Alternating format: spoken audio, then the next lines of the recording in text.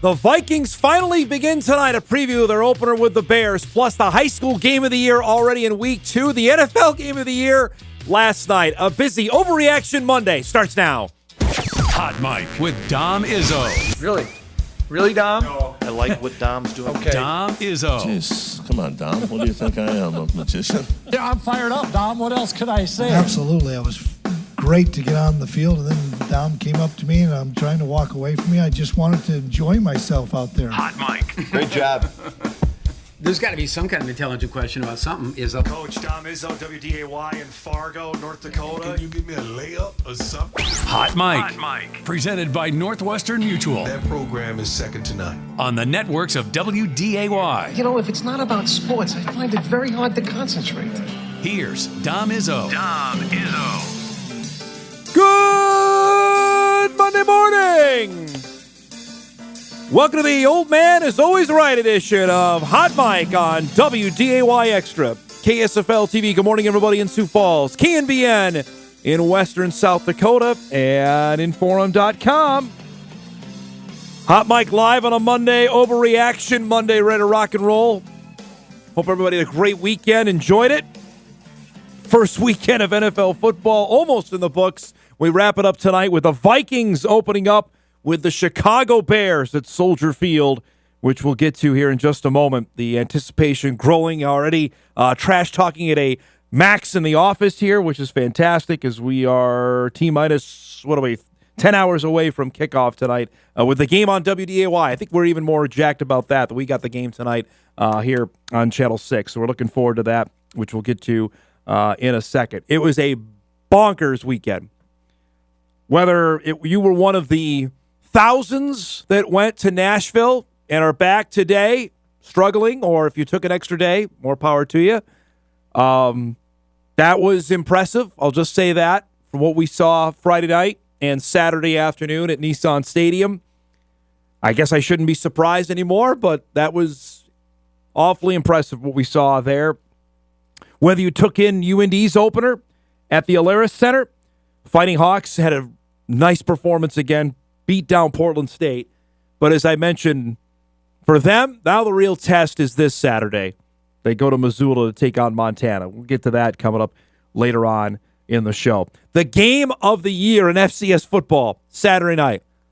Fortunate enough, we got home to see the end of South Dakota State, Montana State, which for the Jackrabbit fans that watch our show have to be grinning from ear to ear, maybe spiking the football a little bit today, that some were ready to kick dirt on the Jacks. I was not one of them. I said it all summer long. I thought SDSU was going to be fine. Now, did I pick them to win? No. I thought Montana State would hold serve at home. We'll get to this later in the show. How Montana State has lost its last 2 games at home have been the most painful ways to lose. And I cannot think of another way, more painful way in football to lose than how Montana State has lost its last 2 games at home, which we'll get to. But the poll's going to come out while we're on the air, and it wouldn't surprise me if there are more than a handful of votes for South Dakota State for the number 1 spot, which I disagree with wholeheartedly on that. It has nothing to do with NDSU being the defending champs. It has everything to do with the Bison have dominated their first 2 games. And I understand their opponents have not been near to the quality of what South Dakota State has played, but I'm still not sold on Sac State, and I won't be all season long. And I know the Hornets played a tough game with Nevada on Saturday. SDSU has not been super clean. Special teams alone has been horrendous. They've given up the football a little bit too much, too, but they still won in Bozeman. You got to give them the nod on that. And for 2 other schools, Montana State being one, South Dakota the other, waking up this morning a combined 0-4. If you would have told me that on August 19th before we started, no way I would have believed that. None. 2-2 for the combined, yeah, I was probably going there, knowing what each of those teams had to face for FBS opponents. But I didn't have South Dakota losing to Lamar. And obviously I didn't have the Cats losing to the Jacks at home. But that's where we're at. So when we say overreaction Monday, when people see the poll today, and I'm sure Jackrabbit fans are going to be up in arms that they are not number one or maybe closing in on the Bison. I think certainly the gap is closer than we thought. But how much are we going to know? I don't think we're going to know anything about NDSU, frankly, till the game with USD. And I don't know now. USD's got some issues to work through before they play the Bison. They've got Northern Colorado to South Dakota coming into the Dakota Dome for their home opener on Saturday. And the Bison have SEMO and then a bye week before they get their... so NDSU's going to have basically, 2 weeks to get ready for USD. And a game that I think they badly want to win, considering South Dakota has beaten them in the regular season the last 2 years. So we'll get to all that coming up later on in the show.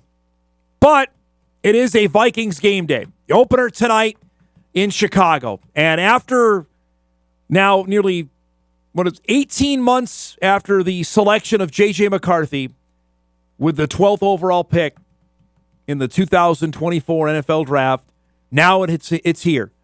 Now it's finally time for him to go and to see how this is going to go. After playing one preseason game last year and got hurt, then played 3 drives in the preseason this year, now the anticipation is finally over. It's time to see what Kevin O'Connell has been working with this young man and to unleash tonight against the Chicago Bears. And he's going to do it shorthanded. We know Jordan Addison isn't going to play. We found out yesterday Harrison Smith isn't playing. Smith is out with illness. We still don't know on Christian Darrisaw's status, his left tackle, which I think all of us were under the assumption that Darrisaw wasn't going to play after the ACL tear that he suffered last October against the Rams, that playing in week 1 seemed optimistic at best, but he was out there, especially for that night practice. He was out there for joint practices with the Patriots, that maybe there was some optimism he can go. We don't know on his status for tonight's game. Adam Thielen has been added to the roster to give McCarthy some insurance there at the wide receiver spot, but he's got Justin Jefferson back. Jefferson, of course, missed the entire, basically, month of camp after tweaking his hamstring in the first week. They shut him down, which you have to do with the NFL's best wide receiver. He started ramping things up the last week or so of camp, and now he's ready to go. This is what he had to say about being back to get ready for the opener. Definitely gets tough, being by yourself and competing with yourself. But, you got to think about the ending result and to, having a healthy body, having a strong body to maintain a full season. And then, of course, getting back out there with my teammates and, practicing with them and creating that bond. He's back, which is they're going to need him. I'm interested to see how much McCarthy gets his tight ends involved. If TJ Hawkinson becomes that safety net on a 2nd and 9, 2nd and 8, and frankly, how much does KOC commit to running the football? They added Jordan Mason. They made a big trade there with the 49ers to get him to add some security for Aaron Jones. They've talked about it all offseason. They beefed up the offensive line. The last time we saw the Vikes play in a game that mattered, it wasn't pretty. So let's see tonight against a Bears team with Ben Johnson now, the vaunted offensive coordinator from Detroit, now as the head coach, to work with Caleb Williams. How good are the Bears? The North was a statement made yesterday, certainly by Green Bay and what they did to Detroit. Let's see what happens in the other NFC North matchup tonight. Week 1 was bonkers. I'll just say that. And I hope you all stayed up to see the end of the game last night in Buffalo. The fact that Bills fans of all fan bases left this game early is an indictment of them that should never be forgotten. This is the same team that had the greatest comeback in playoff history in 1993 against the Houston Oilers, right? Frank Reich offered the greatest playoff comeback that's ever been done in the National Football League, where scores of Bills fans left. Ask Phil Hansen about it. I have several times. The amount of people that try to get back in to then Rich Stadium in Orchard Park, New York. It happened again last night because Baltimore was running roughshod over the Bills. The fourth quarter of this game was bonkers. This Josh Allen touchdown got him back in the game at 34-25. Then Lamar Jackson is just a wizard here because I'm not sure how the Bills, he's the only guy who can do this. Gets away, scampers on 3rd and 10, and picks up a first down. And that set up Derrick Henry untouched. At this point, it's a laugher. You might think the Ravens are going to get to 50 on Buffalo. They go up 40-25. Then people start leaving with 12 minutes to go in the game. But remember, the Bills have Josh Allen. He gets them right down the field. Somehow waits this out. This tip ball is caught for a touchdown. And at this point, you think, well, wait a minute now. Maybe it's not completely over as Keon Coleman scores to make it 40-32. Then this happens. The ball forced loose. Derrick Henry fumbled the ball. Can't believe I didn't wake my son up after this play. And I have no rooting interest. Frankly, I despise both teams equally. But the Bills recover with 3 minutes to go. There's a ton of time left. So they go down the field. That's a zinger from Allen to the backup tight end for his first career reception. Gets him down to the 1. Allen scores. Makes it 40-38. So now you got to go for 2. They go to the fade to the end zone. It's broken up trying to hit Coleman. That's a dynamite play. And it remains a 40-38 Baltimore lead. But the Bills still have all 3 timeouts. And for some reason, Baltimore play calling got real conservative. On 3rd and 9, they come up short of the first down. So the Bills get the ball back. They used all their timeouts to stop the clock. Allen hits Josh Palmer wide open. Why can't the Chargers find players like him? Down the sideline. Now they're in field goal range. Now another ball, this one to Coleman, and the Ravens, again, hindsight being what it was, probably should have let him score because the Bills bleed the clock down. Matt Prater, they just added, kicks the game-winning field goal. The Buffalo Bills. Remember this one, folks, when we get to December, if this is tight, tiebreaker-wise between Buffalo and Baltimore, win the game 41-40. What a dynamite game to start. They were down 40-25 with 4 minutes to go and came back and won. You see the rest of the scores from around the NFL in Week 1. Something happened in the Meadowlands yesterday. The Steelers and Aaron Rodgers beat the Jets. Why can't the Jets find quarterbacks like Aaron Rodgers, right? I mean, guy kicks a 60-yarder to win it. You tip your hat to him. Frankly, I'm not despondent. The Jets, I thought, for 3 quarters, played pretty darn good. That exceeded my expectations. I know there are no moral victories, but they played pretty well yesterday. Mention what the Packers did. We'll get to our eliminator standings later. I think everybody made it through. We'll reveal that before the show is done. Atlanta missed a game-tying field goal to potentially force overtime with Tampa. How about the Colts and Daniel Jones? Ran all over the Dolphins yesterday. So an exciting Week 1. We'll wrap up tonight with the Vikes and the Bears. Real quick before we set things up, we are packed today. I mean, we got a lot going on. Just a cursory shout-out to the Minnesota Twins. Apparently their season is still going, but there was some history yesterday that happened right off the hop in Kansas City. Granted, the Twins hadn't won a baseball game all week. Not great, because they lost all 4 to the White Sox. They lost the first 2 to Kansas City in this series. But to lead off the game yesterday, Byron Buxton made history. This at bat, he becomes the second Twin to have 30 home runs and 20 stolen bases in a season. This home run to start the game off Michael Lorenzen to give Minnesota the lead. That's a pretty big deal. They got crazy in this game. They stole home. Luke Keeschall steals home there.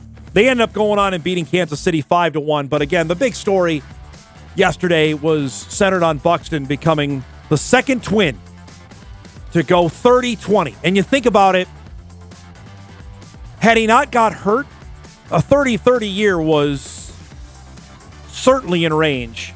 And how many times have we said this through the years that if Buxton stays healthy, this team is going to win a ton of games? And frankly, he has.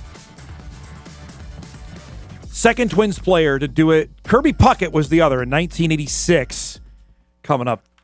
I don't know if people remember how fast that Puckett was as a ball player in his younger days, that he could steal bases like that. Kansas City needed that one. Royals are trying to hunt down Seattle for the last wild card spot. They can't be losing games to teams that are out of it. This is updated on this Monday of where we're at with now officially 3 weeks to go in the baseball regular season. Blue Jays, Tigers, and the Astros leading in the division. Yankees and Red Sox would play right now in the wild card, best of three. Mariners would get the Astros. Boy, that would be two bloodbaths to start in the American League with the Rangers and the Royals on the outside looking in. National League, Brewers are running away with it.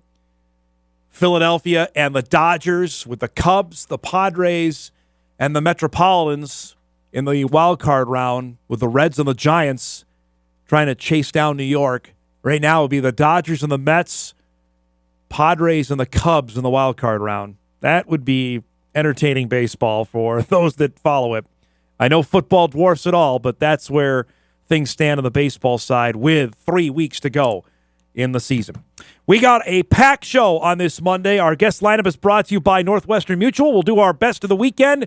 We do it each and every Monday coming up here in just a few minutes. Followed by Sam Herder at 9:35. Sam was in Bozeman. Got to see it all between the Cats and the Jacks. We'll recap that. His take on a couple of other surprising results. That's coming up at 9:35. At 10 o'clock, Jeff Kolpack joins us, as he does each and every Monday. North Dakota State has outscored its first two opponents 97-3. They didn't allow a first down to Tennessee State till 6.5 minutes to go in the third quarter on Saturday. They've been utterly dominant. Now they get ready for the home opener with Southeast Missouri State. We'll chat about that with Jeff coming up at 10 o'clock. And at 10:35, we'll welcome back to the show Grand Forks Central head football coach Jake Schauer. The Knights are 2-0 after a couple of impressive wins. Knocked off St. Mary's. They beat Jamestown this weekend. They get ready for Dickinson coming up on Friday. We'll talk to Jake on his team with a nice start in 2A football. We'll do that at 10:35. That and a heck of a lot more here on a busy Overreaction Monday. We come back, we'll salute our best of the weekend, including early nominee for Game of the Year in high school football in North Dakota. Back on Hot Mic on this Monday morning right after this.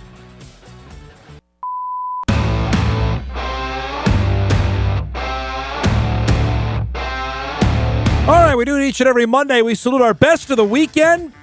Plenty of nominees to get through, including we're going to have a couple honorable mentions before we start. Shout out to Concordia. The Cobbers played their first night game at Jay Christian Stadium. They beat Mayville State. Shout out to the Dragons. Honorable mention to them as well. 51-3 road win at Southwest Minnesota State. The Dragons are 2-0. I got to go back. It's been a ways since MSU has been 2-0. They get ready. They have their home opener coming up this weekend. We'll have Coach Lockway join us tomorrow. Now, we try to hit as much as we can anything local happening. But if we got a local connection to something big, it's going to get on here. Doesn't get much bigger for some in this building than Husker football. Nebraska had Akron Saturday night. The Zips out of Maction. And we talked about this guy 2 weeks ago when we heard that there was a good shot. Not only was he going to have a chance to play, he was going to play a lot. We're talking about West Fargo Cheyenne's Cade Pedshock playing for Nebraska. Not only did he play on Saturday, he led Nebraska in tackles, including a safety here early in the game, part of Nebraska's rout of Akron. Pedshock, big number 93 there. Remember, he had 20 FBS offers, numerous Power Fives, Oklahoma, Minnesota was there, flying in, makes the big play, had 4 tackles and a safety in the Husker win over Akron. He's a true freshman, folks. We made plenty here locally about what Elijah Wayne's been doing at defensive tackle for NDSU, and he's been awfully good. Headshock comes up. Big-time play there. The last time we saw him play locally, of course, was Dakota Bowl. He left that game with a pretty serious shoulder injury. He's 100% and flying out there for Nebraska. That's pretty darn cool. A lot of coaches were texting me this on Saturday night when we got back from Nashville. Like, hey, did you see this? Like, in fact, I did. Congratulations to Cade. More importantly, for all of our Husker fans in the building, they won. Led by a West Fargo kid. Next on our Best of the Weekend, a shout-out to another guy that played football here. And I know some may have hard feelings that he left. It happens in this day and age. He went and played for 2 years for Chris Kleiman at Kansas State. Kleiman told me here on this show, Marquis Siegel is going to be the next Bison Pro. Not only was he a professional, he was drafted. He ends up being starting for the San Francisco 49ers at safety yesterday. And in his first NFL game, what does he do? He comes up with a monster fumble recovery for the 49ers to start the fourth quarter in San Francisco's road win at Seattle. I mean, when we talk about big games to start a year, this is it. I mean, you're playing a road game against a division rival. See, the ball was forced loose there, and number 36 was right on it to make the play. San Francisco would go on and knock off Seattle on the road yesterday, thanks in part to number 36. It was so big for him, he even scored post-game interview after game number 1. It's a blessing. I dreamed of this moment. I've been working for this moment to get here. So all glory to God. I'm going to give it to him because without him, I wouldn't make it this far. So he gave us this win. We still got a lot of work to do, and we're going to get back to that coming up this next week. Now tell me about the pregame. Walk me through your mindset knowing that you're going to start in this game. It's super easy. Just do your job. We always preach about that. If you do your job, everything's going to turn out good. So I did my job today, and we ended up getting a dub. You did your job. You came up big with a fumble recovery. Walk us through that play. I was on the opposite side, and then they ran the screen away. And they always say, get to the ball. So I finished to the ball, ended up getting it. The man was a great player here. And did his pathway to the field, did he think it was blocked? We don't know. He played 3 years here. In his short time, I think he had a pick 6. He had 3 career interceptions. He was a playmaker. He left before the 22 postseason. And unlike some of the guys that have departed, he landed at Kansas State. He became an all-conference safety in the Big 12. He gets drafted and now making plays for the 49ers. Congrats to him. Lastly, we may have already our top high school game of the year, and it happened Friday night in West Fargo. Kindred going to play Horace. We previewed this game, a month ago when high school football practice got started. Like, circle this one. This could be a monster one. Because Kindred moving to 2A. Horace is a 3A school, right? These are the two teams that we garnered the most attention when they moved in the offseason. And it was a fabulous football game. Our guy Brooks Bacco, who, by the way, got offered by Chris Kleiman in Kansas State. Sensational in this game. Now, Horace staged a late rally. This touchdown cuts it to 34-32. So they need a 2-pointer to tie. The pass is caught, but at the back of the end zone, it's incomplete because he was out of bounds. And Kindred goes on the road and knocks off the reigning 2A champs. These may be the 2A champions in 2025. The Vikings kneel it out and score a massive win, holding off a great rally from the Hawks late. If only they could play again. They can't because they're in 2 separate classes, but that's a dynamite victory for Eric Burgad and the Kindred Vikings, who are now 2-0 to start 2025. And we visited with Eric a couple weeks ago, right before the season got going, knowing the expectation level on this football team, moving up with two legitimate Power 4 guys on his roster. They stepped up into a really tough environment. Horace is super good. We know how good they are, that they're going to be in the mix in 3A football, and found a way to win. Horace finished with 387 yards of offense. Kindred only had 212 yards of offense, and yet we're able to get it done. Impressive win for the Vikings. Congratulations to them as they're 2-0 after a crazy weekend. Congrats to Moorhead. The Spuds are 2-0 as well. They got a big, and Woodbury had to hold off the Royals late. Got a late pick to seal it, but Moorhead is 2-0 on the season as well. That's our best of the weekend. We do it each and every Monday at 9:20. Feel free to submit your candidates. We had a couple this weekend they got on the show. We'll break. We come back. Sam Herder on the other side from his trip to Bozeman. How the Jacks held off Montana State. Where should they be ranked? And a couple other clunkers from the weekend. That's coming up when Hot Mike returns.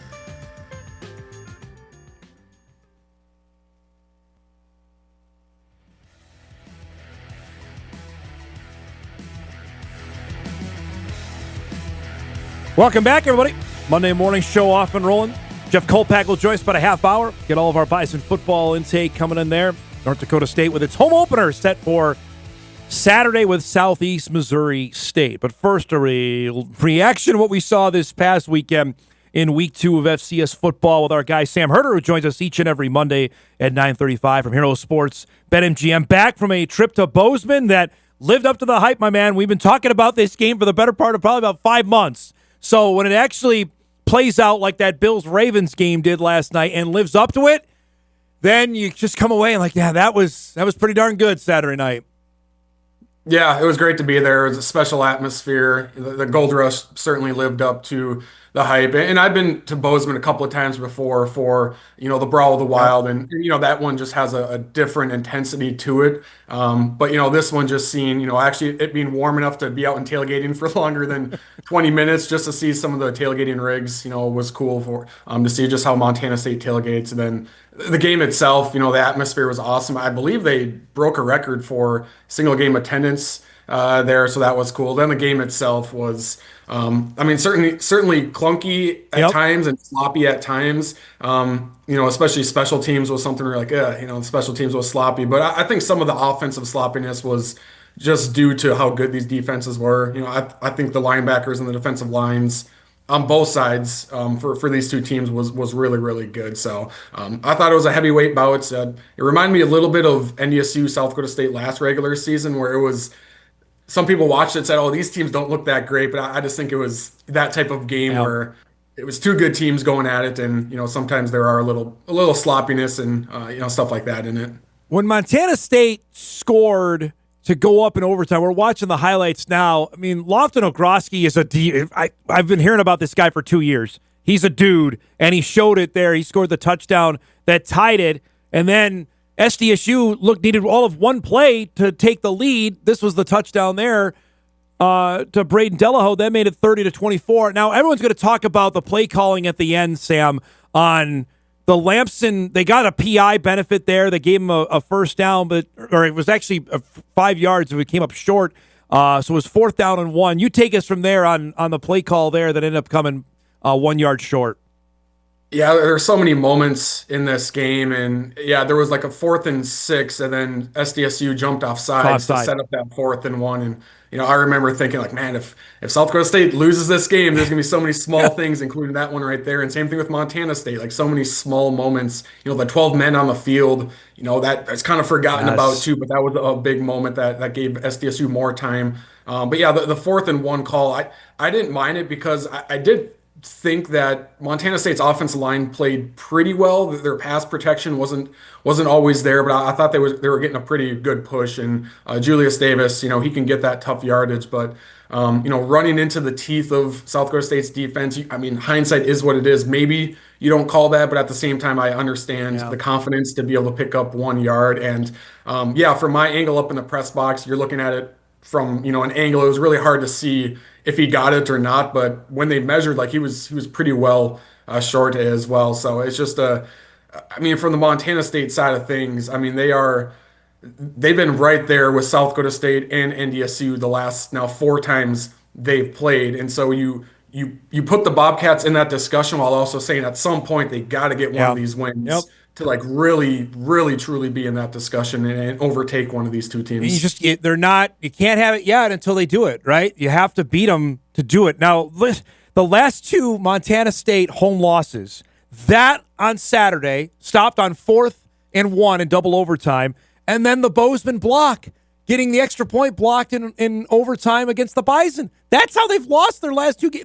That is gut wrenching. That is. I don't know of a harder way to lose than they have the last 2 times at home. Yeah, and a lot of it is just in both of these games, just small plays or an inch here or there or sequences here or there. And, that's what has made NDSU so good. And a lot of their close games they've pulled out is just some small details. Winning in the margins is what has separated, NDSU in some of these close games. And South Dakota State has pulled off some of these type of wins as well.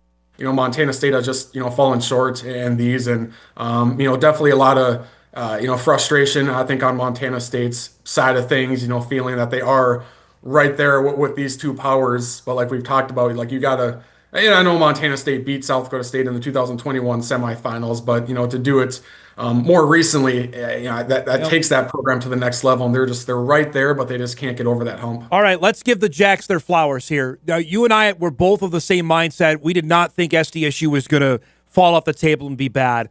I did not pick them to win this game. I thought Montana State at home, really tough. I think the Cats would win it, but it wouldn't shock me the Jacks won it. Does this change your evaluation now, because we still have league games to come, of where SDSU stands in terms of relation to the Bison, of where they're at nationally? Yeah, I still think, I had NDSU number 1, this week, and I felt, pretty comfortable. As did I. Putting them at number 1. You can look at on paper resume and say, well, South Dakota State has 2 then ranked wins. Like maybe they should move up. But I think just with how NDSU has dominated its 2 opponents now, the Citadel and Tennessee State aren't probably going to be playoff teams, but it's not like if NDSU won 21-7 and 24-10 against these teams, then you'd be like, oh, well, maybe you bump South Dakota State up. But just with how NDSU has dominated, I think the Bison are still comfortably number 1. But SDSU is certainly better than I anticipated, and I was already pretty high on the Jacks coming into this year. I think they're, we'll see. Their secondary will probably get tested more, but I think they're better than expected. The front 7 for South Dakota State is really, really good. I don't know if they're as deep on the defensive line, but I think they are. Their top 3 at linebacker might be a little bit behind previous, but not as much. But I think they have better depth at linebacker. But then offensively, I think for South Dakota State, I think they have potential to be really good. I think they're good right now, but the offensive line could be much better, and they already are playing, pretty decent. I think Chase Mason has looked really good, overall looking very comfortable. Running back depth, I have a question mark there. Finding a receiver behind, Lofton, I think is going to be really important as well. But, for where South Dakota State was in late December, I mean, they had no coaches in their offices at all. All of their players, or most of their players, were off campus because it was Christmas break. They had no idea who was coming back. For them to be 2-0 right now, there's a lot of things to nitpick about, which I did do with South Dakota State, but the fact that they're 2-0, it's really hard to complain right now with where they're at. And they have 2, I would say, layups coming up before they get into Valley play, that they've got a chance here to really get some momentum going before they start Missouri Valley Football Conference play. Lofton Ogroski is their next wide receiver stud. I've been hearing about this kid from Sioux Falls for the last little bit. Now, here he goes. He's going to be the Valley offensive player, at least he should be. 12 for 125 and 2 touchdowns. He was dynamite, and Montana State couldn't cover him Saturday night. Yeah, he's really good. I'm not saying he's Griffin Wilde, but it's a little bit like last year as far as Wilde is the guy. Who are the 2, 3, 4 wide receivers for South Dakota State? Yep. None of them really stepped up a whole lot. And I think that cost South Dakota State in some moments last year. And so, yeah, Ogrosky is excellent. He's very, very good, but they do need to find some depth behind him so they can spread the ball out more. All right, now to their neighbors in Vermilion. What in the world's going on in South Dakota? That score I saw, that game was already final when we landed on Saturday night, and I did a double take. Like, what? They lost to Lamar? Lamar? Like, I don't think Lamar's going to be any good in the Southland. USD had 2 monster turnovers in this game, including one where they were going to go in for a touchdown and fumble into the end zone. We're showing that now. There's some real, I think, questions now at South Dakota at 0-2. Yeah, for sure. And, this was a game at Lamar where I thought it was a good gauge for South Dakota because Lamar was, I think, at 7 wins last year. And so they weren't a playoff squad last year, but they're at least like a respectable opponent. And, so I thought it was a good gauge for South Dakota to see, how much they would win by. Would they win by 7 or would they win by 28? And was not expecting them to lose this game. And I didn't have eyes on it. That's, one of the drawbacks of, being in a press box somewhere else. You can't watch as many games. I started the rewatch last night a little bit. And so I haven't finished to see exactly what happened with USD, but they got off to a pretty good start. And then I think it just got into a bit of a defensive battle from there. It's not like either team really put up great yardage or anything like that. But I think there's still a lot of holes, especially in the secondary for USD. And we especially saw that in week 1 when they went to Iowa State. Then offensively, obviously a lot to replace from last year, especially on the offensive line. But I felt in the preseason that they would at least have a developmental program to be better on the offensive line. Plus, you have Bauman and you have Pierre as well. That's a really good 1-2 punch. So you felt like they could figure things out offensively pretty quickly. But the offensive line isn't where it needs to be. And I just don't think they have that game changer at wide receiver. And it just doesn't seem like Bauman has much comfortability, in that offense. So that's a real tough loss. With Carter Bell being gone, that's a guy that was his dude the last couple of years. Bauman was 10 of 21 for 108 yards. A touchdown and a pick. Pierre had the fumble in the end zone that we just showed you that ended up being a touchback. This is not good for USD. And I guess I'll pose this at you. Who are you more worried about at 0-2, South Dakota or Montana State?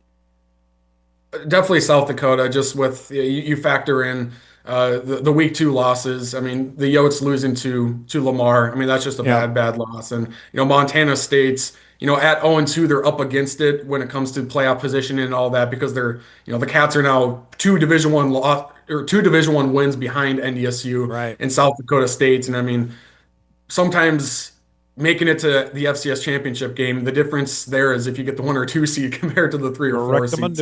At the same time, Montana State was right there with South Dakota State. And so my opinion of Montana State doesn't change as far as like how good they can be or how good they are.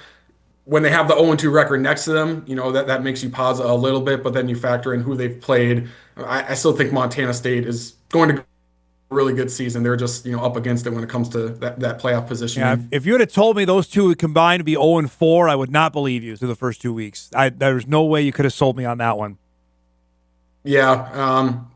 Especially, just with how much hype they came in coming into this year. And, it's tough for South Dakota because I know everyone gets bit hard by the transfer portal, but you kind of just feel a little bit more for South Dakota because they were building and building and building. And at the start of January last year, or of this year, I guess you go, man, South Dakota might be preseason number 2. I mean, their offensive line is going to be awesome, and Bauman and Pierre, and then they kind of get gutted there, and it's more of a rebuilding project than maybe some of us thought. All right, real quick before we get to our games to spotlight that you have for this week, I got to give a shout out. You and I both. I think newcomer of the week is West Georgia. West Georgia goes and beats Nichols handily. We know what Nichols did to Incarnate Word to start the year in the UAC, where that's Tarleton's turf, but West Georgia is a new team up. I was talking with a couple of Bison staff members that are from that conference, the old Gulf South Conference in Division II, saying, watch out. They could be the next team on the come from moving up in the Division II ranks is UWG. Yeah, this is their second year now in the FCS, and they competed pretty well last year. I know their record wasn't great, but they had like 4 one-score losses, within the UAC, and now the start this year 2-0, 2 dominating wins as well. This last week, like you said, beating Nichols, I thought was very impressive, and I mean they had Division II success, and I think they have a nice stadium as well. Funding, I'm not sure exactly where they're at there, but they definitely look like a newcomer to the FCS that could make some noise. And, I'm curious if a team like West Florida, there's kind of been rumors that they could be joining the FCS as well. That'd be another good addition to the subdivision. And I know sometimes when there are D2 to FCS move ups, some of them you kind of go, they're not going to move the needle at all. But I do think West Georgia has potential to rise pretty quickly. Now, they're not eligible yet. They still got to go through their Division II transition. I think it's now 3 years instead of 4. But that's just a player that we watch in that league that could upset the apple cart when we go later on in the season. Yeah, and they did a pretty good job last year of bringing in impact FBS transfers. Now they lost some of those guys back to the FBS, but being in that area, you're going to be able to recruit really well, and also bring in FBS transfers who are from that area. They went to the Power Four, didn't work out. They come back, and usually it's like for every one that doesn't work out, there is a player that does work out. So you kind of pick your battles there. There's some dudes in that part of the world. You mentioned West Florida's another. I think with probably within a month or two, we're probably going to hear them moving up to FCS football. All right, let's have it. Let's start with our top games, spotlight games for Week 3. To me, this is a biggie for UND. UND goes to Montana in Missoula on Saturday, Sam. We know the game last year on how big it was for UND to get that one. Now they got to go out to Missoula to see how this one goes this coming Saturday. Yeah, a huge game here, and I know we'll see where the rankings are at. I know a lot of people have both in their top 10 as far as their ballots, and I wrote too in my ballot breakdown that I think the winner of this game has an argument to be in the top 5 or at number 5. I agree with that. This time next week, because like right now, I mean, I have Illinois State, at number 5. Other people have like Rhode Island in your top 5. We don't really feel great about it. Don't feel great about that at all. Someone's got to move into that spot, and I think whoever wins this one in Missoula has a really good argument to be in that top 5. So that's a great one. I really like ETSU going to West Georgia as well. We just talked about West Georgia. ETSU looks potentially like the best team in the SoCon, but the SoCon is down bad right now. They have really struggled with some non-conference losses, so this is another big opportunity for the SoCon to get back on track. I like Northern Arizona going to Southern Utah as well. Southern Utah is tough to figure out because they hammered Idaho State last week, and Idaho State has 2 near FBS wins, and then Southern Utah loses to San Diego. Right? So I don't know what to do with them. Northern Arizona is a ranked team out of the Big Sky, so that's a good matchup. But then last one is Southern Illinois at UT Martin. I like Southern Illinois, but you play a non-D1 and you dominate there, and then you lose to Purdue. A somewhat competitive game as well, but really hard to make out what the Salukis are. A good road test going to UT Martin, who's I don't think they're going to be ranked, but they're routinely in that playoff conversation. So this is a really good non-conference game right here. Real quick on the SoCon before we go. The Citadel went and blew out Samford on the road this past weekend. I think the Citadel got 40 points. Presbyterian already has 2 wins. Presbyterian, by the way, is a non-scholarship, has 2 wins over SoCon teams. Mercer lost to Presbyterian as well. I don't know what to make of the league. I really don't right now. Yeah, it's I know they really feel like they should have more than one team, in the playoff mix, and you could argue that before the season started. Yeah, not now. Not now. Right now, I mean, so much of your playoff position is what you do in the non-conference, and there is, and even Chattanooga, who was picked to finish, I believe, second in the league, they lost, pretty handily as well to Tennessee Tech, and so they that's why I pointed out this ETSU West Georgia one, because they need some type of non-conference win to bump them up. And so this is an important one for ETSU and the SoCon. They're trying to get Tennessee Tech to count now. They would love Tennessee Tech to be in the SoCon now, not a year from now, considering how the Golden Eagles have started this season. Real quick before we go, I know the Bison have done what they've expected. Have they been more impressive to you, or this is what you thought through the first 2 games?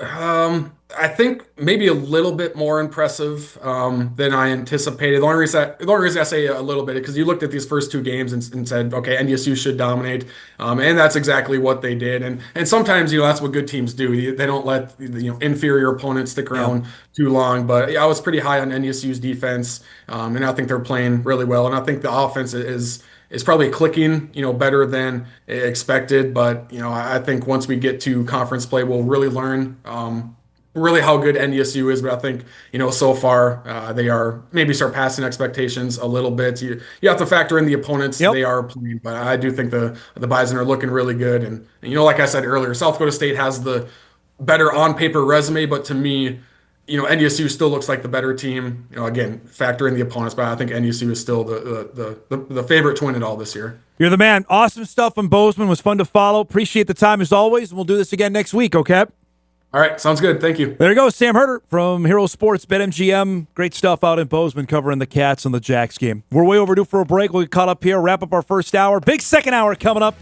Kolpack will join us in a few minutes to recap the Bison win and look ahead to the home opener.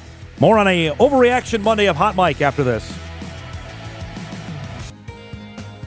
Action-packed first hour in the books. Still to come, Jake Schauer from Grand Forks Central on their 2-0 start. We come back. Jeff Kolpack joins us to recap the Bison win and look ahead to the home opener. It's coming up when hour 2 of Hot Mic begins after this. This is Hot Mic. Hot Mic. On the networks of WDAY. WDAY. Here's Dom Izzo. It's that time. An author. Offensive production, number 1. Number 2. I forgot. Golfer. It'd be like going on a 3-person best shot, and we were saying, Kolpack, you got to make a 25-footer every time. You wouldn't putt first. I'd have Tim putt first. And one heck of a TV personality. This game is for the Cooper Cup. It's the Forum's Jeff Kolpack. 4! I should have yelled 2. All right, folks, it's Jeff Kolpack joining us. His appearances are brought to us by Northwestern Mutual each and every Monday. I want to start with I want to start with something here. You can't start. It's my show. You have the hit-a-thon up there. So Dave Richmond is going to... I don't have it up there. I guess it's on there. Yeah. Dave Richmond's going to try to hit a home run. Basketball coaches. I guess. I don't know anything about it. Okay. Well, this is a... That's news to me. This could be embarrassing for the hoop coaches. All right. So that was my first trip to Nashville. Have you been before? No, just the airport. Okay. So, and I know McFeely's got a story up too. You can check this out at inforum.com because now being there, I didn't get over to Vanderbilt. I know he did. I don't know. Did you get over to their stadium? Nope. Vanderbilt? That they're super psyched for it. They've spent a ton of money on it. What I guess I'm interested in, after experiencing Broadway, I was down there for a bit on Friday night. What are the chances that Frisco gets this football game back? Oh, it's dwindling a little bit, don't you think? I think after seeing it and experience, I think it's going to be a real struggle for them to get this football game back. Well, my concern with Vanderbilt is the stadium is 35,000. Yeah. I think that's too big. I do. Yeah, I mean... And if it's not NDSU or Montana State or South Dakota State... Montana, I throw in the mix too. Yep. If it's not one of those schools, it's going to be half full. But what's the chances of that happening? Well, that's true. In this day and age, it's going to take something else. I don't think it's going to be full, but I do think you can get 27. I think you can get 26. Okay. And at that point, 27,000 in a 35,000 seat stadium is pretty darn good. Maybe the first year because it's new. If NDSU makes it this year, Montana State makes it this year, South Dakota State, it's a fan base. It's something new. It's Nashville. But year 4, 5, 6. Right. I mean, that'd be and the it's same not thing cheap either in Nashville. No, I don't know if it, I think you can find spots to go to make it work. I just might take away after seeing it, I'm like, boy, this is going to be a chore for Frisco to get this game back. There's just so much to, and I know January is totally different than September. We were there. The weather, granted, it rained pretty hard on Friday night when we were there, but again, it's going to be a real chore, I think, for Frisco to pry this away. And I was on that press conference, so were you, when with the Nashville organizing committee before the season began. And I asked the head of that, say, we want this. We're going to make this a deal. We want to keep this going forward. That they're they're going to put all the bells and whistles, Kolpack, when it comes around. I didn't realize the last national championship that they hosted was the women's Final Four. Yes, which also 12 was years pretty ago. darn good when they had that. So it's Nashville. Yeah, you think Nashville, they get a lot of stuff. Maybe they really don't, and this is something. But let's see what the Frisco renovation looks like first, though. I'm curious to see. I mean, they're overhauling the whole kit and caboodle there. The part of playing in a football stadium that's for football, I think goes a long way too. They've shoehorned football into a soccer stadium, and Mike's point is right on. Nobody plays on grass. Right, it's on turf, right? And the game is.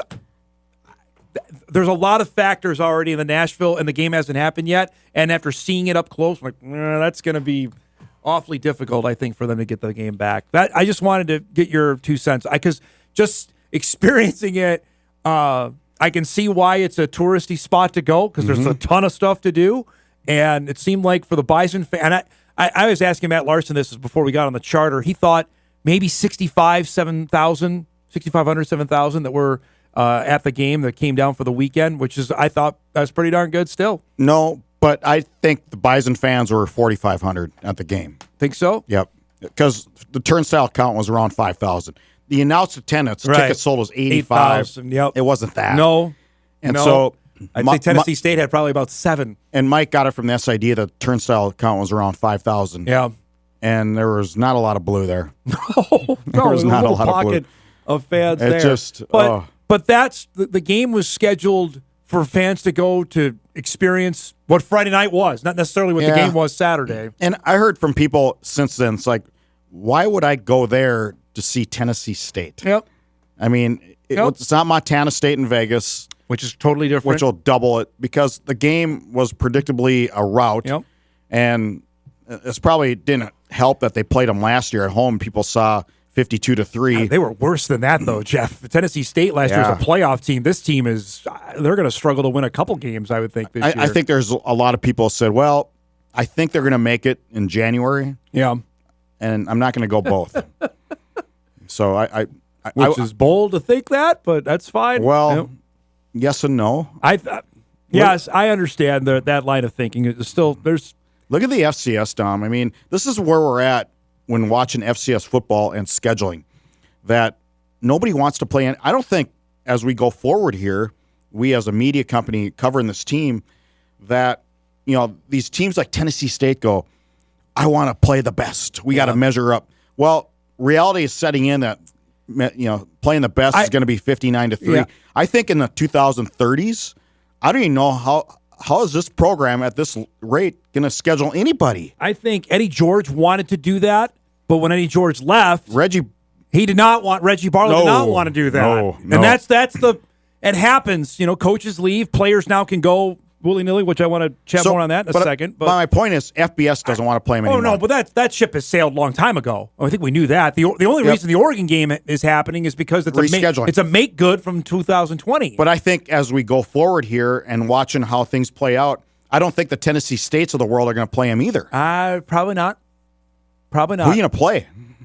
Well, you got the Ivy League. Can the Ivy step up and spend some money? Because that's our last bastion of hope, to be honest with you, because the teams in the SoCon, I don't see them lining up to do it. How many times have you heard, we're going to play NDSU because we want to play the best? To be the best, you got to play the best. UC Davis just said that last week in their press release.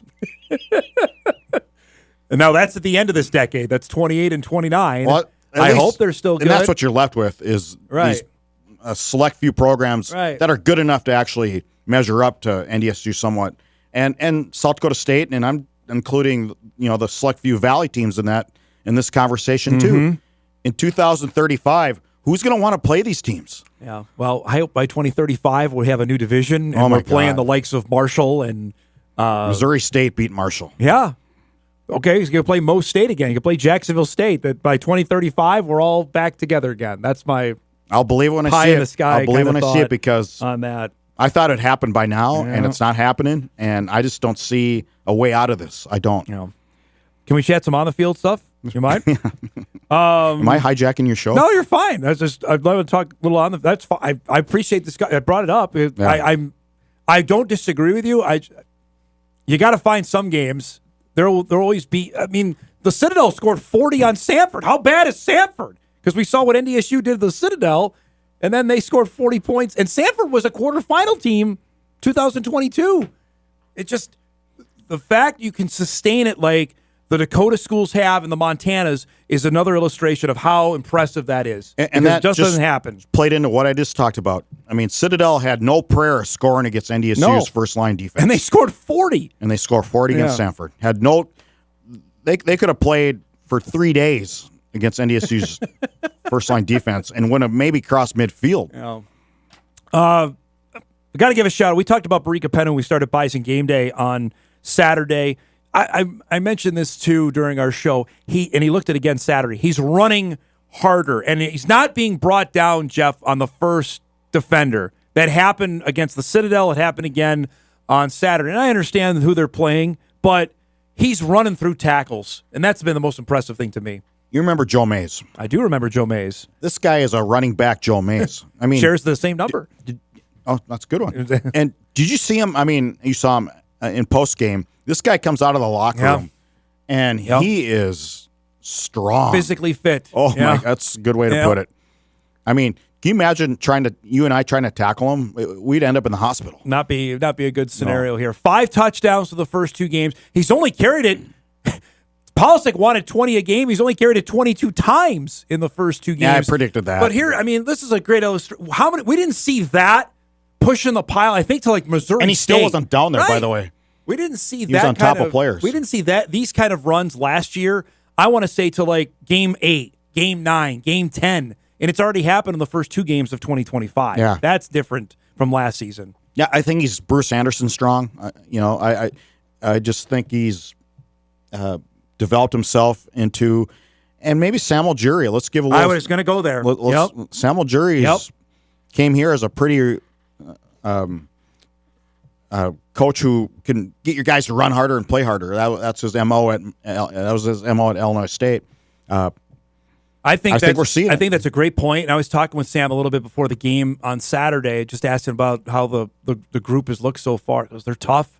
They're not going to go down. And that's something that was a Samuel Jury trait in his days. Great, you had to catch him first. Right. But that was certainly something, and I think that's a great point you bring up, that there's a level of intensity brought to that room now, and it saw it throughout the game. DJ Scott has awfully looked really good through the first couple games. Miles Mitchell, I know we're doing it against second teamers, whatever, but he still broke away and then got his first touchdown in the game Saturday. But they still haven't broken the long run, though. Does that concern you? Not yet. No, just going back to what you said about the opponents who they're playing. Okay. I think it's going to come soon enough. And they have that. Barika's got it.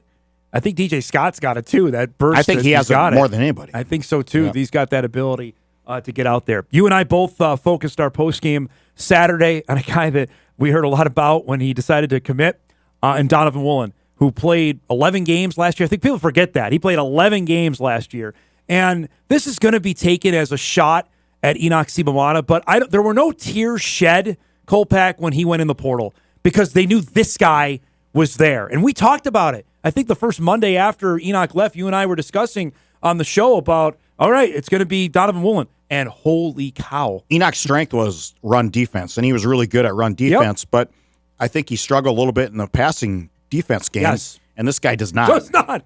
I mean, my angle of how I shot this, it's not great on seeing. It was a one-handed play.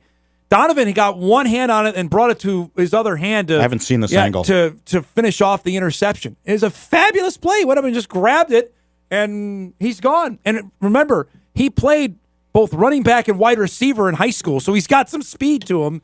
His wingspan is ridiculously long. It's 6'4", 220. I said it during the offseason that enjoy this guy, because I don't know how you keep this guy. That's unfortunately where we're at in 2025. They kept Gray Zabel. They kept Bryce Lance.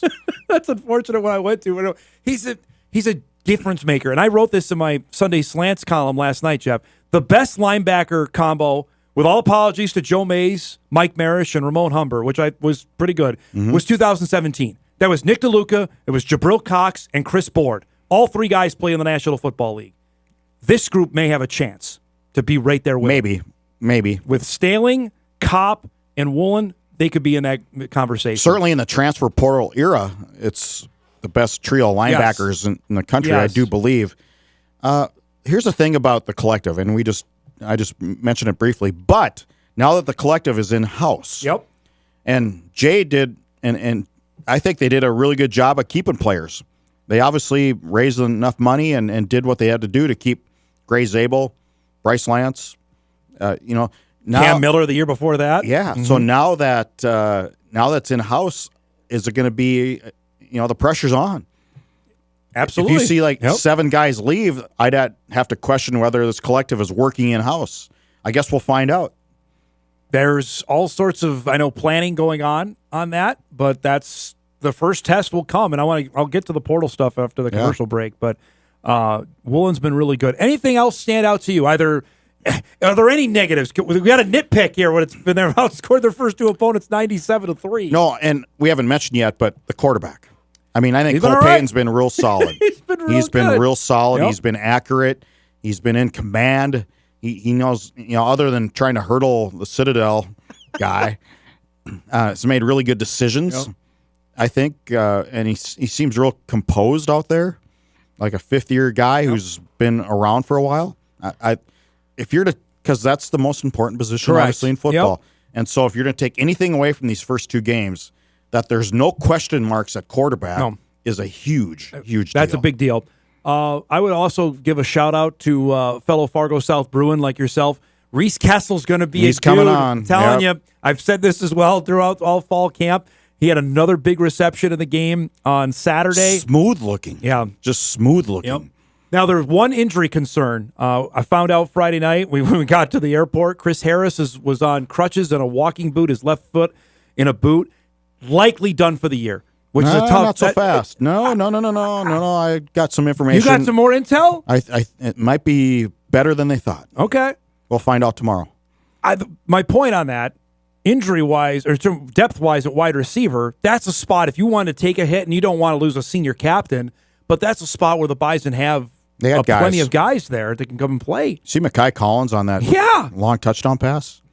Boy, he just outran everybody with ease. 68-yard score there. Logan Conklin, another nice play and took a pop. St. Romain's out there. You've got, we mentioned them as well during Bison game day, that if Harris is out for a significant part of time. We keep hearing about Silas Evans. He can't break those top 8. My guy Johnny Gores is out there too. He can't get in front of those. That's a tough room to crack right now. Think of that. I haven't even mentioned Bryce Lance yet, because I'm sure people are screaming, Bryce Lance hasn't got a touchdown yet. I think copying 17 touchdowns is going to be awfully difficult. And it's not like he's been bad. He had a couple big receptions in the game. Yeah, but he's not playing the whole game either. Correct. He hasn't played past the 10-minute mark of the third quarter in the first 2 games so far this season. All right, we'll break. We come back. We got a chat on the late news that came in last week that the portal window is moving off of Kolpack's conversation on the collective, how this will change that. Much more when we come back on a busy Monday morning right after this.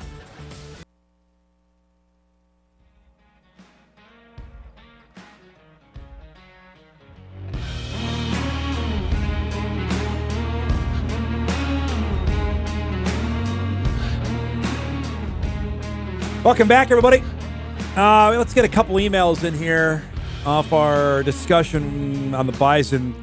And this is scheduling, Kolpack, to ask you on this. This may seem like a dumb question, Dom and Jeff. Why don't the Bison play better teams the first 2 games? Now, again, scheduling is done years out here. Years out. And frankly, the Citadel thought they would be better. And maybe they will be. Who knows? I don't know how they're going to fare the rest of 2025, but I said in the first segment, I just don't know if anybody's going to schedule them. It beats scheduling Valpo or Butler. I would say that. If we got to pick and choose, scholarship teams always win out. To me, it's about money, and these teams are going to be holding NDSU hostage because the Bison are sitting there going, well, the price is going up. SEMO is getting $275. I got to double check that. Almost positive. That is a lot of money for one game. It's supply and demand. $275. It's as simple as that. And these teams know there's not a lot of supply out there for teams wanting to play North Dakota State in FCS football. And that's why they're doing home and homes now, because the one-offs, maybe paying a little bit on that. Because the one-offs like this game, like Austin P next year comes in. they're going to get north of $250K. Easy. That's the going rate. I think the Jacks just paid that for one of their home games. They're finding out the same boat. So that's the college football scheduling is incredibly difficult at any level, especially if you're good like this, because I don't, like to Jeff's point, I mean, it's going to take some arm twisting to say, I know for a fact there are named teams you would recognize, I would tell you, that have flat out said, we can't play you. That would stun you, that it would say to NDSU, because they've called. Can you name one? A couple of Big Sky schools. Said nope. Yeah. So, I mean, we think that's a like-minded conference in the Missouri Valley. And they that said, list is no. just going to grow. Right. And it's only going this way, the gap wider for those that are listening on the podcast. Real quick, I want to get into this because it happened late in the week. Thursday, the NCAA signed off, the Football Oversight Committee did, on moving the portal for football and shrinking it. Jeff, it would go now from December to January 2nd, and it would only be 10 days long. Now, initially, it started in December and was 40 days long. This also means the elimination of the spring portal window. What say you about this? Who's going to sue who to get that changed? Because that's where that's what started it all in the first place. Lawsuits, courtrooms. Yeah. So is somebody, Jimmy Shimtree from Harvard, going to sue the NCAA saying, you can't tell me when or where I can't move? I think the date is good. The length of it may be contested in court. That part, I think they're saying, well, you're restricting my access or my ability to get NIL opportunities. That's not enough time. The coaches wanted the January window. They wanted nothing to do with April. I think that one was, and we saw it. You just talked about South Dakota. I mean, there were teams that just got hammered in April. That was basically a feeding ground for the Power Four. I mean, as a reporter, I'd love it if it's just 10 days instead of 40 because you're on call for 40 days. Yeah. I would tell you, April, the last couple of years has been like free agency. We've covered that. How many like times free did you agency. text me on a Sunday night saying, Bob's going in the portal? It's like, oh, God. There's stuff happening. Yeah. I think there's still invariably going to be players that are going to maybe not play in the big boy division. Because this is going to happen right after the quarterfinals of the CFP and during the semifinals. So that's going to happen. FCS, because now this happens right before the championship game. So, I mean, could you have a player or two decide not to play? I think that's certainly, you got to be ready for that. And this obviously would go for a few days after the title game is played. Let me see. I can play in the national title game, or I could get $900,000. Yeah, right. Be awfully interesting to see. I like this move because it's funny to hear the big boy reporters complain. Oh, you could have a guy miss a game in the play. Hello? Yeah. FCS been doing this for 4 bleeping years. We've had Marquis Siegel we just featured on Best of the Weekend. We did that story. Day after the regular season. Boom. Gone. Missed the whole playoffs. You just saw Cole Wisniewski up there. Yep. Obviously didn't play it down last season. We thought he might come back for the Bison in the playoffs. Gone before the playoffs began. This has happened. How's he doing this year? Do we know?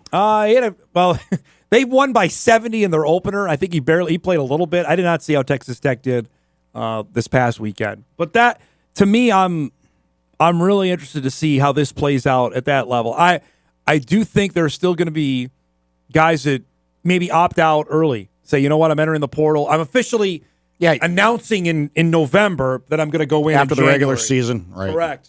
I still think just because you have 10 days doesn't mean you can't make a decision before Correct, that. Correctamundo. I still think you're going to see that happen. And these NIL agents are going to be all over that. But this is a win for the coaches. The coaches wanted to get out of April. Craig Bull. And they wanted to have a shorter window. So it looks like they've, at least for now, as Jeff mentioned, may have a brief win. Craig Bull and his trusty assistant, Bob Nielsen. Yeah, that's exactly right. Those are the top two lieutenants right now in the Maybe should FCA. still be coaching at South Dakota. Well, that could be that's a whole other topic there. But you make a great point. Those are, and Craig told us that when we saw him last September when he was here, that I'm shaking his head at me like, portal is just, we got to get, that's our biggest thing. We got to get our arms wrapped around it right now because we don't. So Looks like for now they do. You say this about Craig Bull. Everywhere he's been, he's gotten results. Yep. He took NDSU to the next level. Yep. He took Wyoming from just a average, below average program to a bowl team pretty much every year. And now he's taken this AFCA, American Football Coaches Association. He's getting some stuff done. Last thing, we have the home opener this weekend. Southeast Missouri State is coming in. We're going to have more on that coming up on a Bison video blog here later today at Inforum.com.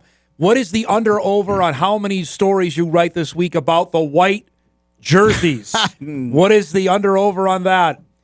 What do you want to set it at? One. One? I'm going to do one story. I'm going to say 1.5. You're going to go over one. I already did the story. Yeah, you got to do another one here. That's the week of the game. You got to. It's your job now to go into the archive. Bring us up to McFeely tomorrow and watch him go right through that window right there. It's your job. You got all the archives over there to find the photo of the... I did run into a friend of mine in Nashville who played on the 62 team. Yeah? And I go, you are all white, right? He goes, yep. So, okay, that's my one story. What's the helmet? What was the helmet then? Was it a that white was yellow. helmet? Was it a yellow helmet there? It's kind of a faded yellow. Oh, although we have a black and white photo, it's hard to tell. Yeah, right. Yeah. But you can tell for sure those are white jerseys and white pants. I'm setting the under over here at 1.5. So that's the under over I'm going to tell you right now at What's 1.5. that, Eric? Eric's 350. Oh. I got to double check on that. That's not correct because the highest I've ever paid is 325. I don't know who reported that. It better not be me because that's not right. All right, we got to roll. Great stuff this weekend, and we will see you on the Bison Media Zone coming up later today. Looking forward to it. Jeff Kolpack joins us each and every Monday at 10 o'clock. His appearances are brought to us by Northwestern Mutual. Appreciate that. We'll break. We come back, chat some high school ball. One of the teams really surprising so far, Grand Forks Central out to a 2-0 start. Head coach Jake Schauer will join us on the other side of the break. Hot Mike returns. We're back after this.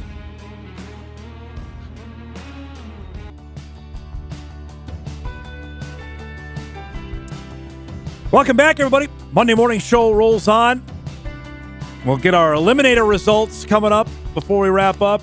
There were some tense moments there for everybody involved in that. We'll do that before we say goodbye at the top of the hour. We featured our best of the weekend. The highlight game, at least I thought to me, that Horace-Kindred duel that the Vikings end up squeaking out a win over Horace, which got everybody's attention, I'm sure, because now Kindred now in 2A, Horace a 3A school. Also in 2A, a real nice start at Grand Forks Central. The Knights go on. They beat St. Mary's in its opener, then went on the road and took out a good Jamestown team. Head coach Jake Schauer back with us after a nice start for Grand Forks Central at 2-0, and he joins us this morning after already doubling the win total last season. He's got to be thrilled about that. It's great to see you, Buck. Congrats on the nice start. Did you see this coming when you saw fall camp? Was this kind of start imminent? Yeah, we knew we were going to be better than last year. 2 years ago when we made the state championship, we were a senior-heavy team, and then you go to the Dakota Bowl, you lose, and then you realize, oh, man, I just lost 20 really good players. And, you look at your roster and you regroup, and unfortunately for us, last year's senior class only had 6 or 7 guys, so it's like, okay, it's going to be baptism by fire for a lot of sophomores and juniors, and there's talent in those two classes for us. Well, now they're seniors and juniors, so they just got that much better over the off season, and they matured, and 16-year-olds turned to 17-year-olds and whatnot. So we knew we'd be better. But I think the verdict's still out as to how good we actually are.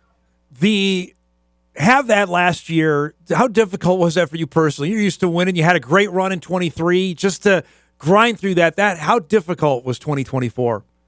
It's tough.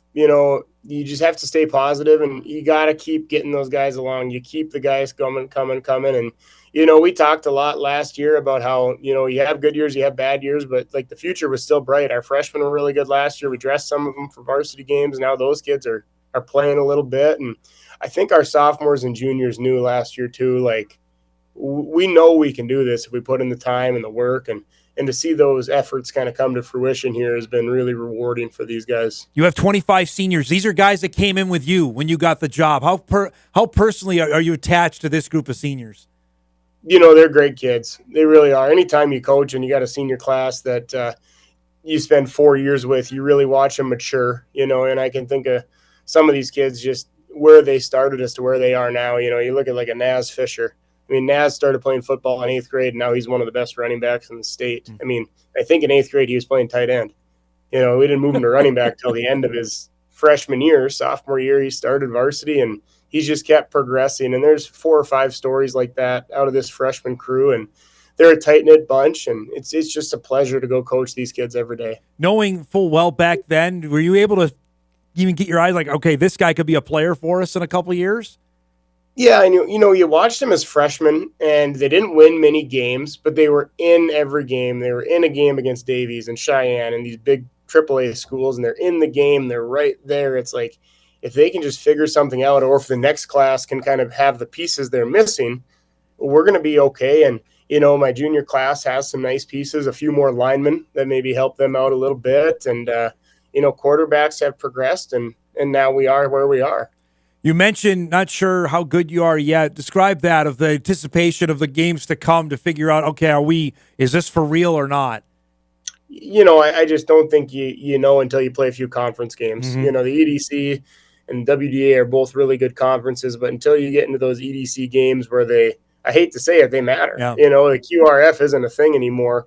It's great to go 2-0, but end of the day, the goal every year is make the playoffs, and those 2 wins don't do anything for us to make the playoffs. So we got to go out there and prove it in the EDC games that, we belong right up there in this conference. I know much has been said. I'm curious to get your thoughts on this, on the 2 newcomers to 2A. What did you get to expect of knowing with Kindred and Central Cass coming into the mix? Oh, they'll go right to the top. I mean, they're 2 really good football schools. I played with both their head coaches. I used to coach with Alex Starcevic and Thompson. I coached his boys, and those are 2 coaches that do things the right way, and they're going to bring full effort, full physicality every Friday night. And, to see them beat Horace it's not surprising. I mean, they're obviously very talented. They've got D1 talent, but when you pair that with well-coached, procedures and things like that, it's a deadly combination. So Castleton and Kindred, in my mind, they're going to they fit right in at the top. They're probably 2 playoff teams. So it's just a matter of, who stays healthy. And that's always the case. It's funny. I was going to bring this up later, but you mentioned on the Starcevic, because you coached them in Thompson. Did you know the young one was going to be like potentially like Michigan good, like that kind of level? Yeah, when I had Luke in 6th grade and he was looking me in the eye as his teacher, I was like, oh my gosh. And I know how mom and dad operate. They were both athletes. They're good people. They're going to work hard, and Luke always had a passion for football. I'd be trying to teach math, and he's trying to talk to me about how the Bears did on Sunday. And I'm like, Luke, let's talk later, dude. And we, play football with the kids at recess. I don't think he ever did anything at recess but play football. And, the passion was there. When you pair passion with talent and talent with hard work, no doubt where Luke's going to shine. He was at Oklahoma for the Michigan-Oklahoma game over the weekend. So that's a different level there. And Baco got an offer from Kansas State over the weekend. So you got that to look forward to, I know, coming up later. Yeah, well, and that's it's just what we said, those 2 coming in. I mean, the towns aren't the size, but the schools are right there. Yeah. I'm interested for you when you took this job, and I remember interviewing you when you got hired on numbers is the name of the game, especially in football. It's all that matters. And we were visiting off air. You're at a spot now, or are you comfortable with, okay, we've had enough kids experience it, maybe word of mouth has got out to go out and play football at Central? Yeah, we're definitely getting there. We've added kids every year. That's the goal, right? And, I think we do everything we can as coaches, and really talk to our guys about, recruiting your buddies to play football, and not like when they're seniors, start them when they're freshmen, But our youth programs in Grand Forks have gotten just to be amazing. Paul Strandy and Greater Grand Forks Youth Football, they do a great job, to drive over to the softball fields they use as their fields on Saturday and see 5 or 6 fields going, it's a beautiful thing. And I think this junior class is the first class that was able to participate in that. Before it was a different entity. And junior class has, 20, 25 guys in it too. So we're seeing kids have a better football knowledge when they get to high school, and we're seeing bigger numbers in that. It definitely helps that we went to state 2 years ago. Yep. Kids come out of the woodworks when you have success. It definitely helps, like a Red River, when they go to state, their numbers are going to be inflated too. It's just a matter of what do you do as a coach to keep those kids out for football, and what do you do to keep them having fun? I was going to say, with each of the Grand Forks schools making it to the Dakota Bowl the last 2 years, has the level of football gotten better in Grand Forks? You've seen it up close? Oh, absolutely. Yeah, 100%. We talked Castleton Kindred being two teams that should compete in the EDC. I don't see a team in the EDC that would surprise me to make it to the playoffs. Everyone it's right there. It's like I said, you can go 4-0 in the WDA and you're non-conference games, then you can go winless and it means nothing. Yeah. So it's going to be a grind, but the other school in town does a good job, and I like to think we do a pretty good job too. How do you coach for that, knowing, hey, we want to win the games, but we know that the ones that really matter are still to come? I think you try to rotate your kids a little bit more. Like we've given 5 running backs the ball each of our 2 games, trying to really keep the legs fresh, keep kids healthy. Even in like JV games, try to be cognizant of how many times guys are touching the ball, trying to, figure things out. So when those conference games do come, we got the right personnel and the right packages on the field. The schedule makers did this this is the first time I can remember that you guys are playing Red River at the end of the year. Describe that, of that being the final game of the regular season. I love it. Yeah. Mark it down every year. I think that's phenomenal. I think about college ball and the rivalry week being the last week. I think that's great when everything's on the line. It could be a playoff trip on the line. It could be a playoff seed, whatever it is. Heck, one team might be the best, one team might be the worst. It's still going to be a close game, and someone's going to crash someone's party. So, no, I think it's phenomenal. Heck, give me North and South the last week. Give me all those old school rivalries last week. I love it. Was that just by chance, or did you guys have some input, like, we want to do this? No, 100% by chance. Yeah, those guys that make the schedules, you can complain about the schedules, but that's a job I definitely don't want. They do their best to make sure everyone's travel is evened out the best they can and equal numbers of home games, things like that. But yeah, it's definitely something I wouldn't want to do. So when I saw it last game of the year, I'm like, that's great. Yeah. Get snow on the ground. Let's go. Before we go, the last time I believe we chatted, so I apologize it's been this long. Your son was just born, so that's almost 2 years now. How things going at home now with the football season wrapping and things going on there? I give a lot of credit to my wife. She's balancing. She runs a business, runs a full-time job, and to keep the house afloat it's nothing short of a miracle when I'm rolling in at 6, 7 o'clock at night. So, no, everything's going well. We got 2 other girls too, but Jet, he's a football player. He'll scream at you in the morning if you don't put a football shirt on him. That's awesome. I love it. We're pretty blessed to have him and our 2 girls, and I'm lucky to have my wife. When you think back on that week now, 5, 10, whenever, his birthday comes about how crazy that week is, what kind of memory is that going to be forever with you? I think it's something that's just special, as a football coach who's done this for 12 years and heck, who knows how long I'll do it.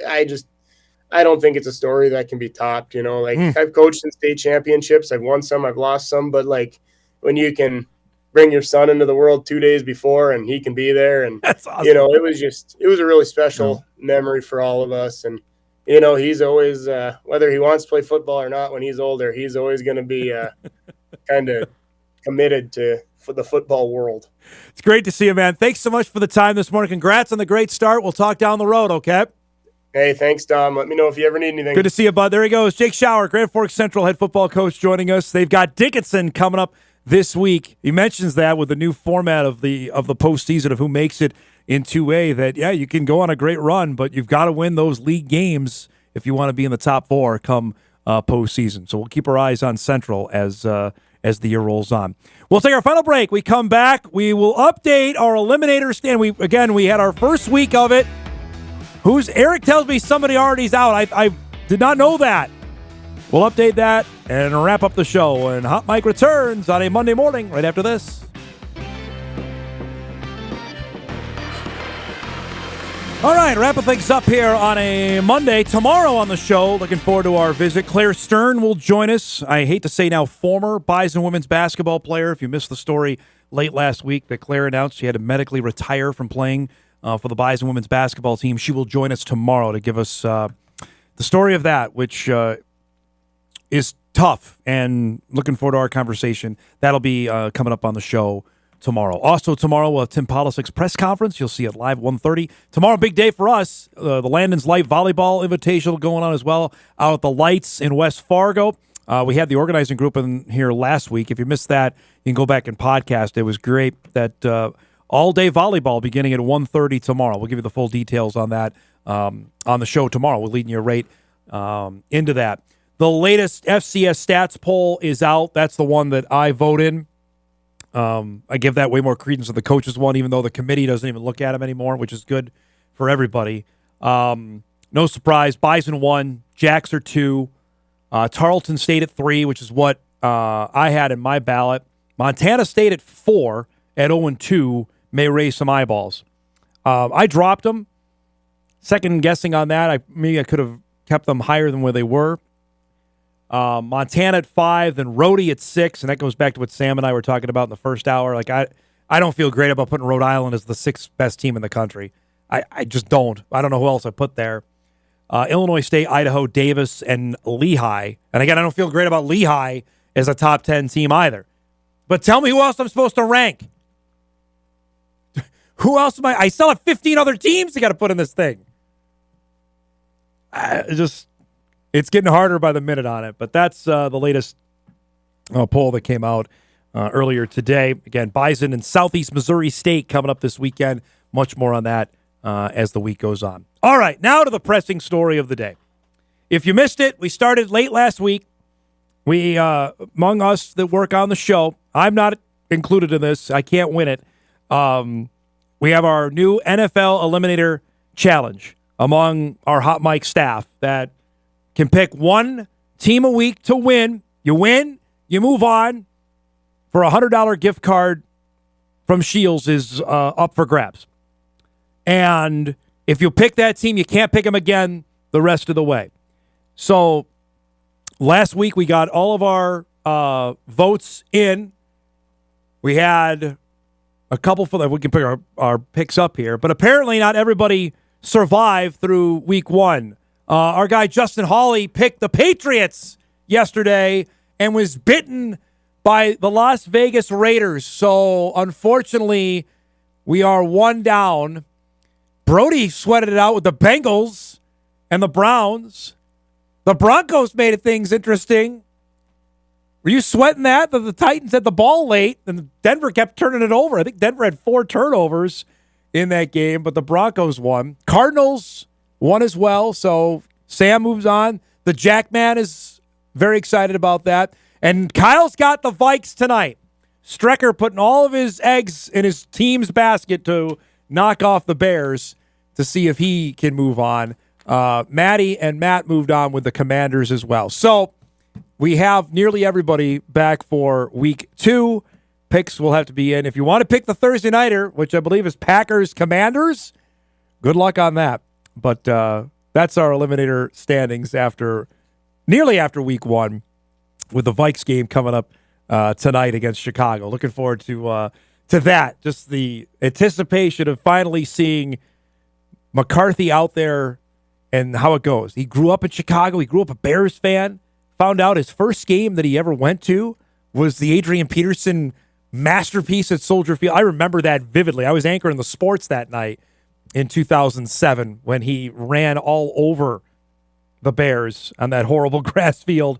That is ironic that McCarthy, his first game going to see the Bears play, was seeing AP do that. So such neat tie-ins. I am concerned with Harrison Smith not playing. We don't know Darrisaw's status. See, with how Green Bay laid the wood on Detroit yesterday, the gauntlet has been thrown in the NFC North on, at least early on. And the Lions looked lost yesterday.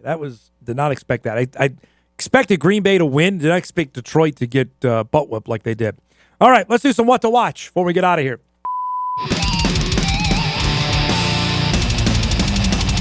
What to Watch brought to us by our friends at Northwestern Mutual. All right, mention it. Vikes Bears tonight. It's on Channel 6 tonight, folks. We've got it on WDAY. Pregame begins at 7 for the Vikings and the Bears to wrap up week 1 of the 2025 NFL season. The Twins are playing. What's the under-over on how many people watch the Twins tonight? 7? 7.5? I'll go under on that. And the Angels are bad.